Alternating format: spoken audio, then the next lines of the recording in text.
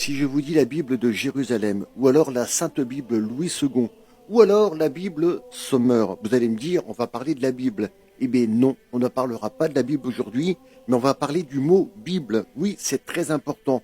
D'où vient le mot Bible? Et on va en parler dans cette vidéo. C'est parti.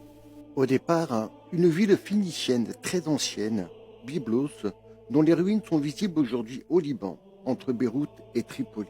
Les Phéniciens inventèrent l'un des premiers alphabets, composé de 22 signes, des consonnes exclusivement. Les Phéniciens étaient un peuple sémite qui s'est installé sur le territoire actuel du Liban entre 1200 et 539 avant Jésus-Christ environ.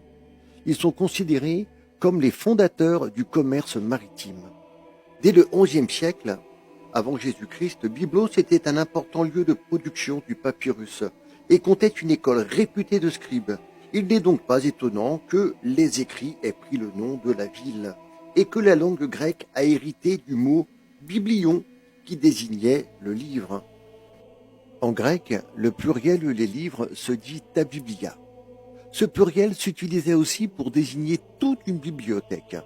Quelques siècles avant notre ère, les Juifs de culture grecque ont pris cette expression ta biblia pour nommer la collection de leurs livres saints.